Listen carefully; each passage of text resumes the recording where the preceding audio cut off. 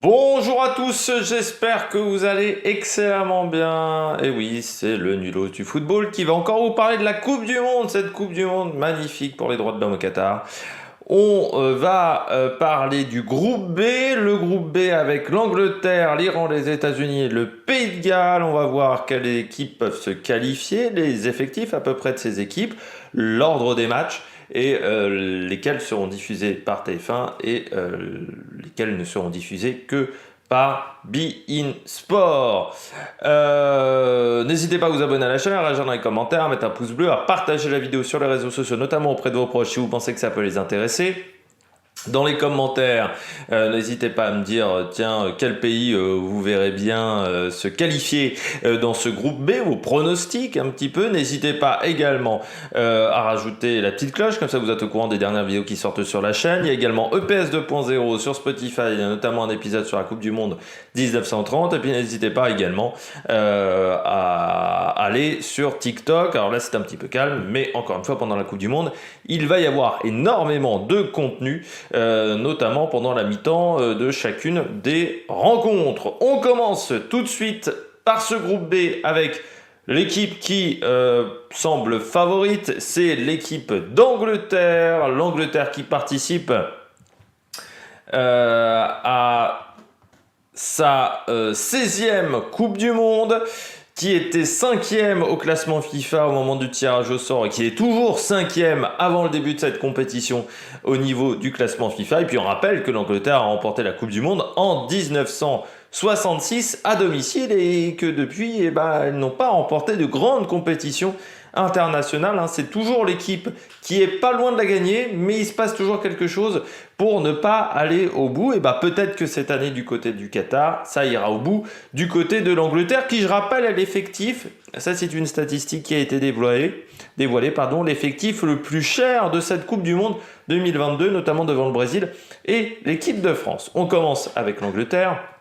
Comment s'est passée cette phase de qualification pour l'Angleterre? Eh bien, ça s'est plutôt passé tranquillement, facilement, 0 défaite, 8 matchs gagnés, 2 matchs nuls, 39 buts marqués pour seulement 3 buts encaissés, ce qui est vraiment très peu pour 10 matchs. Les 2 matchs nuls étaient face à la Pologne et face à la Hongrie, à chaque fois un partout. Et puis ils ont également encaissé un but lors du premier match face à la Pologne, où ils avaient gagné 2-1, 2 victoires face à Saint-Marin, 2 victoires face à Andorre, 2 victoires face à l'Albanie. On ne peut pas dire que c'était le groupe le plus compliqué également pour l'Angleterre. Ensuite, il y a eu des matchs amicaux et la Ligue des Nations.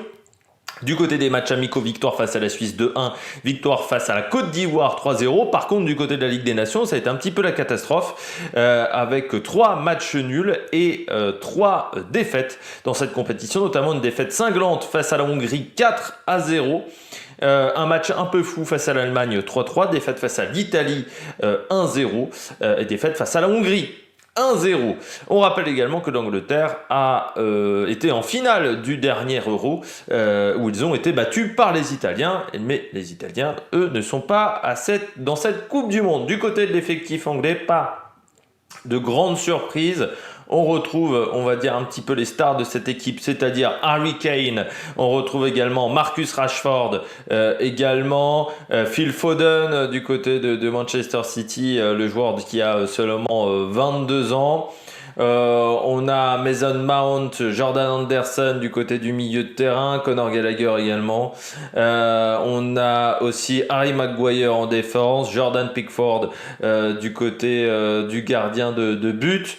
Ce que j'avais noté moi, c'est qu'on a parmi, on va dire un petit peu les surprises, je les ai bien entendu pas mis dans l'ordre. On a quand même pris 2 joueurs de City, Kyle Walker et Calvin Phillips, qui ont été blessés. Et on a le retour de joueurs qui n'avaient plus été appelés depuis 2019, notamment James Maddison du côté de Leicester et Callum Wilson du côté de Newcastle. L'effectif, lui, est composé de joueurs qui ont entre 19 ans pour le plus jeune, avec Jude Bellingham qui joue au Borussia Dortmund. C'est même le seul joueur qui ne joue pas en Angleterre de tous les appelés, de tous les sélectionnés. Et le joueur le plus âgé, eh bien, ils sont 2 dans ce cas-là, ils ont 32 ans. C'est Kieran Trippier, pardon. Trippier, le joueur de Newcastle, le défenseur. Et puis, vous avez également Jordan, donc Anderson, le joueur de Liverpool, qui a également 32 ans. On voit dans cet effectif qu'on a été tapé du côté de Liverpool, du côté de Manchester City également, United du côté de la défense. Voilà, on a été. Il y a un seul joueur, il y a deux joueurs d'Arsenal. Donc voilà, on a vu trois joueurs, j'avais oublié le troisième gardien du côté d'Arsenal, mais c'est sûr que voilà, on voit quand même Chelsea, Liverpool, les clubs majeurs d'Angleterre qui sont présents dans cette sélection, emmenés toujours par Gareth Southgate. Depuis maintenant de nombreuses années en Angleterre. On poursuit avec la deuxième équipe de ce groupe, c'est l'équipe d'Iran, qui participe à sa 6e Coupe du Monde, qui n'a jamais passé plus loin que le premier tour en 78, 98, 2006 et 2014. 6e Coupe du Monde pour cette nation qui était 21e au classement FIFA au moment du tirage au sort et 20e désormais au début de la Coupe du Monde. Bien entendu, c'est compliqué du côté de l'Iran avec la situation politique en ce moment et cette révolution du côté des jeunes en Iran, du côté des femmes surtout qui font cette révolution en Iran. Donc on va voir comment ça va se passer. On rappelle notamment que les joueurs avaient refusé d'enlever leur manteau pendant l'hymne lors des dernières rencontres, donc on va voir comment ça va se passer.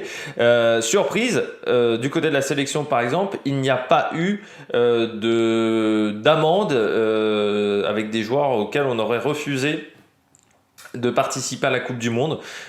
Carlos Queiroz, le sélectionneur portugais, a pu faire sa sélection un petit peu comme il le souhaitait.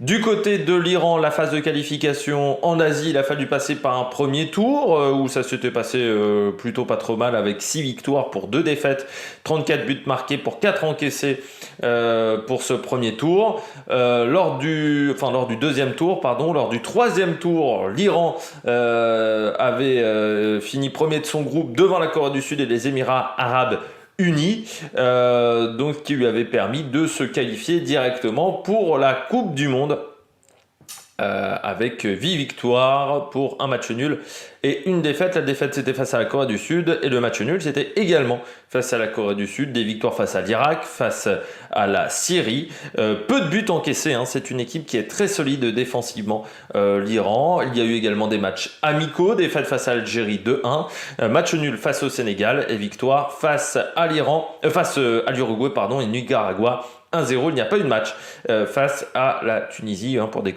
problème de sécurité, les Tunisiens considérant que la sécurité n'était pas assurée. Du côté de l'effectif, pas mal de joueurs jouent en Iran, notamment du côté du club de Persepolis ou du club de Sepahan. Pas Sepahan, il n'y en a qu'un seul qui joue du côté de Sepahan, c'est du côté des Esteghlal, où il y a pas mal de joueurs également. C'est une sélection qui a décidé d'emmener 4 gardiens, c'est également, il faut le souligner, et seulement 3 attaquants. Mais alors les attaquants sont les joueurs majeurs, c'est Sardar Azmoun qui joue au Bayer Leverkusen et Mehdi Taremi qui joue au FC Porto. Du côté de cette sélection, Mehdi Taremi qui a fait un gros début de saison, je note, c'est du côté du site de Ouest France, avec 13 buts, 8 passes décisives en 19 matchs, notamment en Ligue des Champions. Il a fait 5 buts et 2 passes décisives. Et le FC Porto s'est retrouvé premier de son groupe en Ligue des Champions. Mais c'est une équipe qui va surtout se baser sur ces 2 attaquants et puis derrière solidité du collectif au niveau défensif avec des joueurs qui ont pas mal d'expérience, on a pas mal de joueurs qui ont dépassé les 30 ans. Le joueur le plus jeune il a 24 ans, donc c'est plutôt âgé parmi les sélections. Et la plupart des joueurs ont pas mal d'expérience, pas mal de sélections et il y a déjà eu des participations en Coupe du Monde pour ces joueurs-là. On passe désormais à la 3e équipe. Le seul problème que va avoir l'Iran, c'est savoir comment mentalement ils vont réussir à faire les différents matchs, parce que l'Iran déjà ne peut pas dire qu'il soit apprécié par d'autres équipes européennes vu qu'elle participe à la guerre entre la Russie, l'invasion de la Russie en Ukraine, et surtout la situation au niveau des femmes en Iran n'est pas simple, donc on va voir comment ça va se passer au niveau des matchs, au niveau de l'ambiance, et surtout comment l'équipe va réussir à se mettre dans cette compétition, ce qui risque de ne pas être facile non plus pour l'équipe iranienne. On passe donc à une autre équipe, l'équipe des États-Unis, qui revient à la Coupe du Monde, elle qui n'avait pas réussi à se qualifier pour la Coupe du Monde 2018. C'était un peu la grosse surprise du côté de la Coupe du Monde 2018. 11e participation à la Coupe du Monde pour les États-Unis, avec une 15e place au moment du tirage au sort classement FIFA, 16e lors de ce début de cette Coupe du Monde au niveau du classement FIFA. On rappelle également qu'ils ont fini 3e de la première Coupe du Monde de l'histoire en 1930. On rappelle qu'il n'y avait pas de match pour la 3e place, donc il y a en fait 2 3e pour cette Coupe du Monde.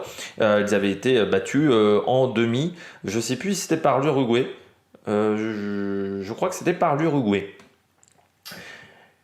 Du côté de ces qualifications, ça n'a pas été si facile que ça pour les États-Unis, qui sont passés un peu ric-rac. Troisième, alors dernier qualifié direct pour la compétition, mais égalité de points avec le 4e qui était le Costa Rica, qui a dû passer par des matchs de barrage. Ils ont quand même 3 défaites et 4 matchs nuls, notamment des défaites, des matchs nuls assez surprises, notamment face à la Jamaïque et face au Salvador.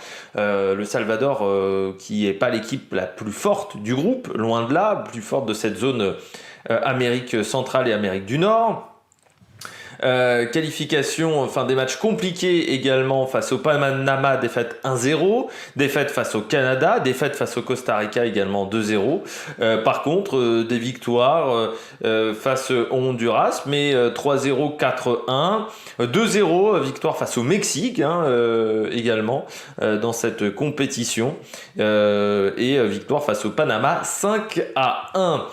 Les matchs de préparation pour la Coupe du Monde, il y a eu des matchs amicaux, notamment face au Maroc, victoire 3-0, 2 matchs nuls face à l'Uruguay et l'Arabie Saoudite, et puis une défaite 2-0 face au Japon. Il y a eu également des matchs de Ligue des Nations, avec une victoire 5-0 face à Grenade, et match nul, encore une fois 1-1 face au Salvador. Cette sélection est extrêmement jeune, c'est la particularité de cette sélection américaine. On a notamment dans cette sélection un joueur qui joue au LOSC, c'est Timothy Weah, mais des joueurs extrêmement jeunes dans cette sélection, avec pas mal de joueurs qui ont moins de 24-23 ans, et puis vous avez un joueur qui a 35 ans, c'est Tim Reham qui joue à Fulham, et puis vous avez deux joueurs également en plus de celui-ci qui ont plus de 30 ans, c'est Sean Johnson qui joue au New York City, qui est gardien de but, et puis vous avez également Aaron Long qui joue au Red Bull de New York en défense. Mais c'est un effectif extrêmement jeune, surtout offensivement, À part Jordan Morris, ils ont tous moins de 24 ans ou moins.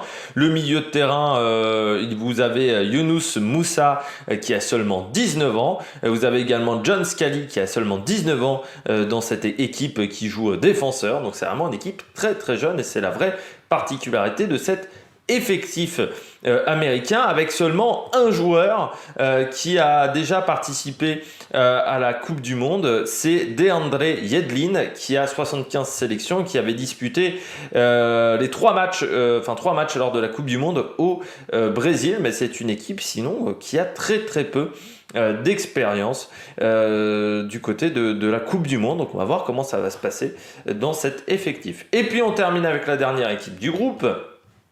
Dernière équipe de ce groupe très anglophone, ce groupe B, avec le Pays de Galles. Le Pays de Galles qui est qualifié vraiment à l'arrache dans cette Coupe du Monde, notamment en passant par un match de barrage. Du côté du Pays de Galles, 18e au niveau du classement FIFA au moment du tirage au sort, désormais 19e. C'est seulement la 2e participation du Pays de Galles à une Coupe du Monde. La dernière fois, c'était en 1958, lors de la fameuse Coupe du Monde en Suède, où l'équipe de France avait fini 3e.